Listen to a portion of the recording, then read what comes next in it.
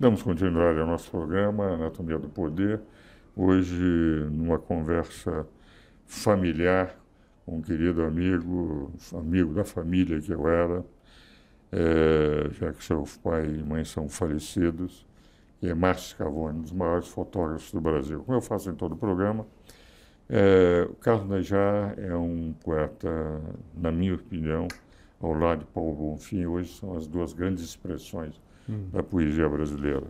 Inclusive, seu nome foi indicado para Prêmio Nobel, entende? Mas esse ano não foi escolhido. Ele tem uma coleção de poesias que chama-se Colomba e edita só poetas brasileiros.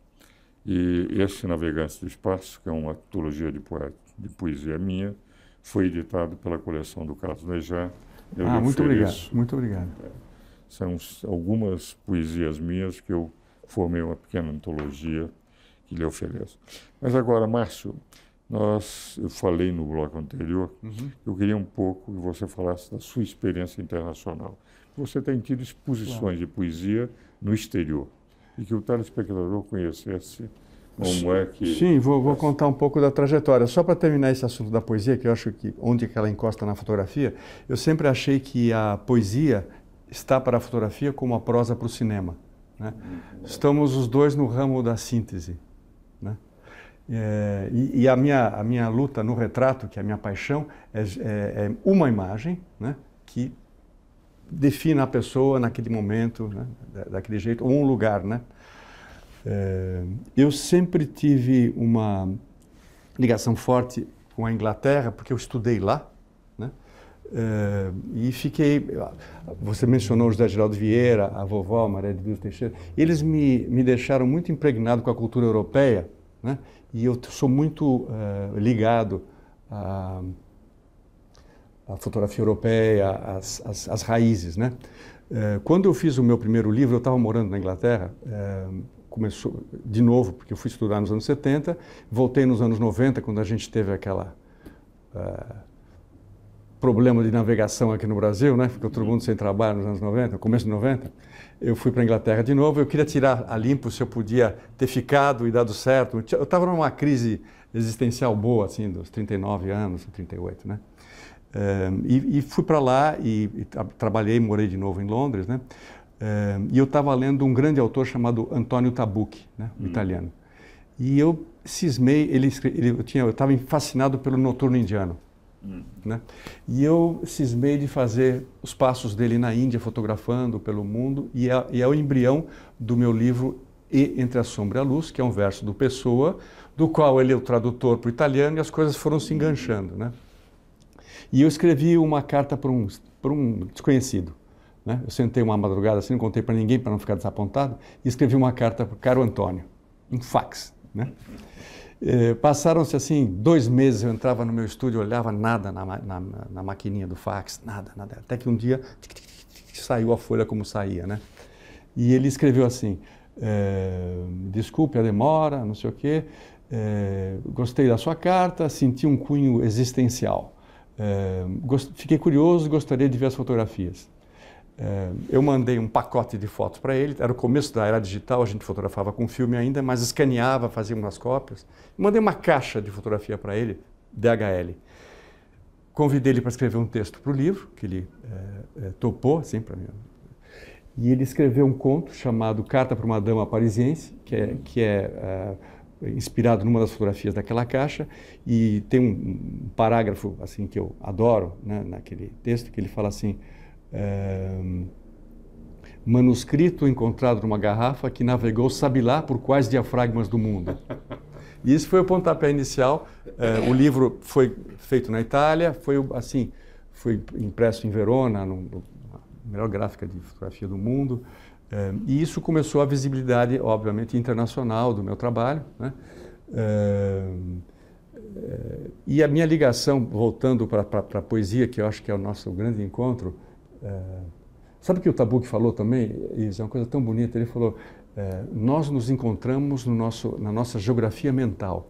Isso é verdade. É muito bonito, né? Muito bonito. E isso eu fico pensando, eu penso muito nessa geografia mental. Quando eu fotografo, eu estou fazendo um livro sobre as cidades do mundo, cidades grandes, né? Que vai se chamar Fuga, no sentido da música e no sentido também dessa coisa, né? E eu acho que é um livro sobre a geografia mental, suas referências, né? E você teve exposições também fora, não é? Sim, eu fiz na Alemanha, em Paris. De fotografia. Sim, né? sim. Agora, Márcio, quando você fala que você... E eu vi os seus livros, eu tenho. E a fotografia da pessoa é a característica maior dos seus livros. Por exemplo, Salgado gosta muito de fotografar situações. Sim.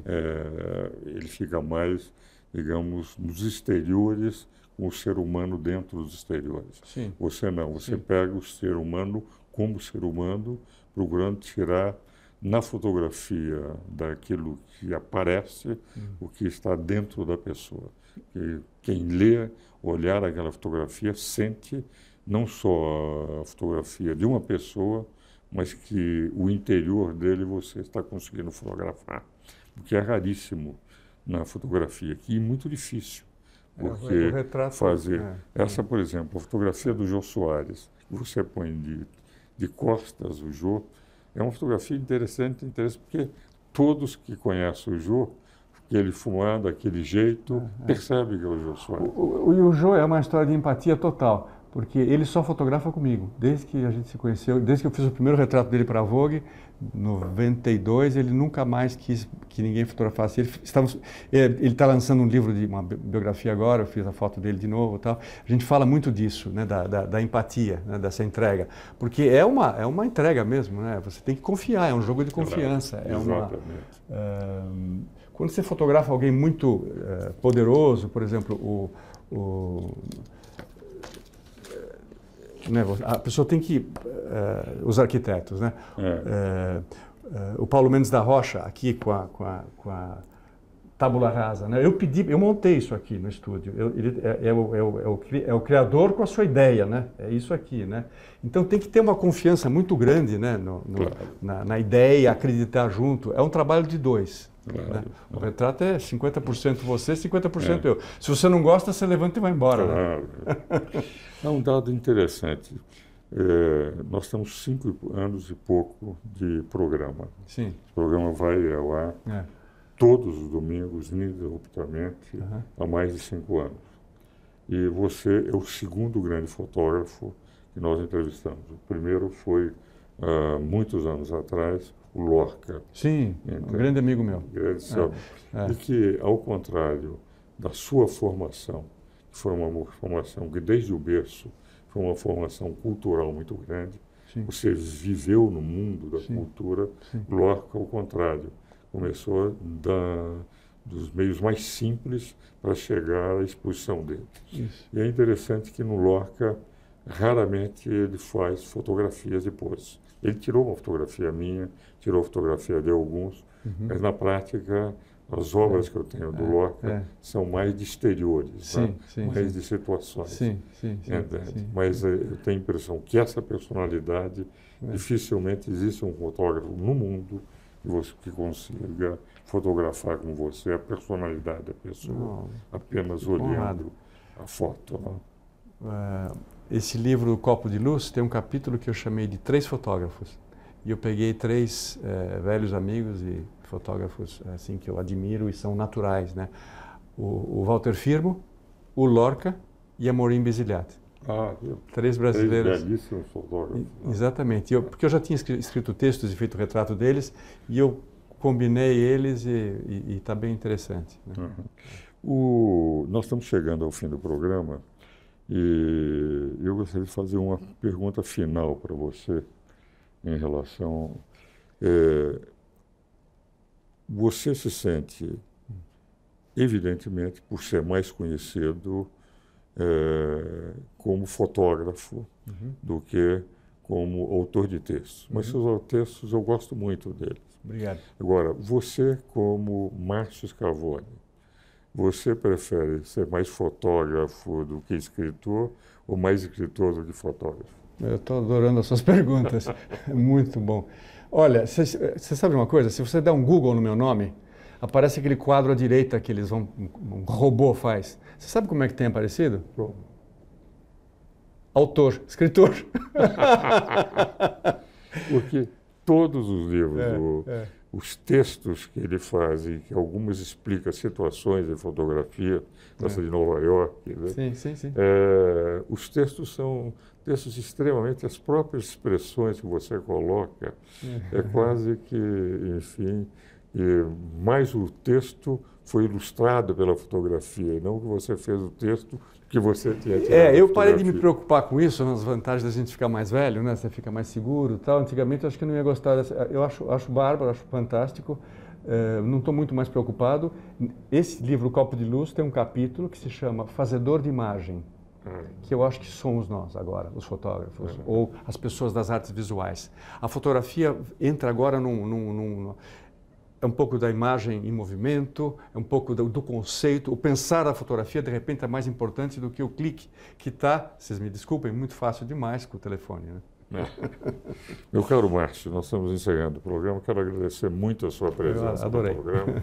Seus telespectadores tiveram a oportunidade de ouvir um dos maiores fotógrafos, não só do Brasil, mas do mundo. E um grande escritor brasileiro. Muito obrigado pela presença. Obrigado. Espero-os novamente no próximo domingo.